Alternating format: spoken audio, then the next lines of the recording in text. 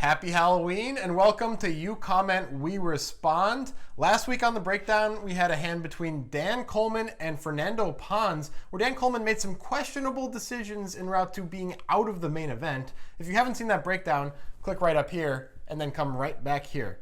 I am, of course, by the way, a samurai. Yeah, I'm a bunny rabbit. Oh, you couldn't come up with a witty thing that's it's witty to say what you are. It's a meta it's thing. like right on, yeah. It goes the other way. It's the next level, Anyway, bro. here are your comments. All right. I'm so unhappy in these ears. Okay. User says, guys, It's a burden. Opening Jack 9 suited under the gun for players like Dan is a must in the strategy. It is just a perfect hand if you want to be unpredictable post-flop and balanced. In my opinion, even Jack 10 suited is a bit worse in this situation because of the board texture you will need for this hand. The rest of Dan's play is just a meadow muffin for sure. I think that means it's bad because he probably folded 9-9 to this guy before. Thank you for making a great content, Max. Well, thanks for the compliment, Max. That was nice, Max. Although we don't agree about opening Jack 9 being a good way to balance your range here. I don't think that's what Colman's doing, even. I don't think he feels like he needs to balance his range.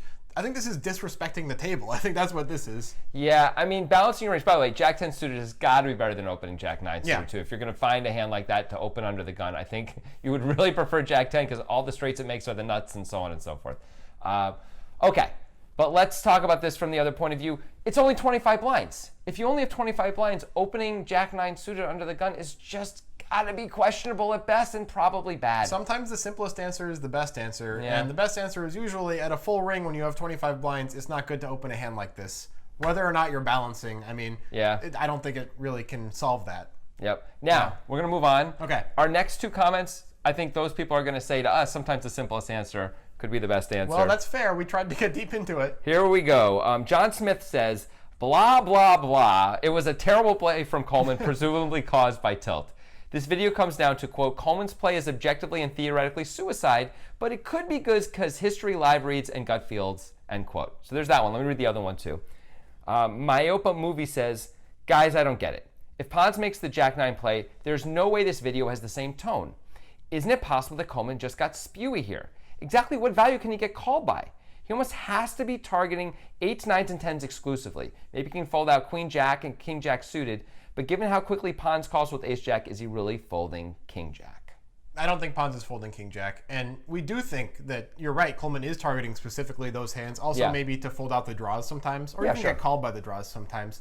But to the greater point here, that we're giving Dan Colman too much credit. That may be, but we have to walk a very thin line here when we do these breakdowns, because how can you not give Dan Colman credit? Dan Colman is an incredible player. Anybody who says otherwise is wrong, objectively, to quote the first thing. So I don't really understand how we can possibly get it exactly right here. Okay, so the thing to remember is this. We completely acknowledge that Dan Colman's a better player than we are. Of course, right? He's one of the he might be a top 5 player in the world. Yeah. Right? For sure. He's at least Draymond, you know? Okay, fair enough. So then when we do this video, we make our podcast, whatever we're doing, we're talking about this hand, we don't understand why Dan Colman's doing certain things, but so we try and understand it. And we do give him more credit than we otherwise might, because we think, we know it isn't just out of nowhere. We gotta believe Dan Colman's doing this for reasons. And then the thing is, can we come up with reasons that then make this optimal? We actually couldn't. We actually thought... We thought it was pretty bad overall. Yeah, we said we didn't like the open. We actually said we really thought a check call on the turn was optimal, but we didn't completely hate the shove for the reasons that we talked about. That sometimes maybe you get called by worse, although it's questionable, admittedly. But also we get to either fold out the draws or charge the draws more than they're supposed to pay when they do call. A key point of what you just said, Jonathan, is that we have to know that Dan Colman is doing this with some intent, some reason behind it. Right. If it was Fernando Pons and they were switched, first of all, we wouldn't have done a breakdown on it probably. We would just assume Pons was a spewy amateur. Yeah. And that's a bit to these points, but we know Dan Colman is one of the best in the world based on a mountain of evidence. We don't think he's just check shoving because he's angry or something. Exactly. Like if we get Dan Colman alone in a room and shoot him up with sodium pentothal, we don't think he's gonna say, I just felt like it, that's why I shipped. Which might be why, Qui Win does some of the things he does and so on, and other people. But we really don't think that's true with Colman, so then it's on us. This is what we've decided to do with our lives, is to try and figure out why is Dan Colman doing this without asking him, right? Can we put it together and does it make sense? We thought ultimately we wouldn't play the hand that way. No. Either part of it, the under the gun, opening or this play on the turn. But still, ultimately, we think it is defensible, at least the second part, the check raise. And the converse of this is, of course, sometimes we do kill pros on the breakdown. Absolutely. And then we get a bunch of comments that are like, how can you kill Dan Coleman? He's way better than you guys. Right. So like, it's a tough line to skirt. It is a damned if you do type of situation for us. But that's cool. Yeah. We take that. We're cool with that. All right, finally, Eric Garcia says this. Sometimes I check my privilege. Sometimes I bet it. It's called balance.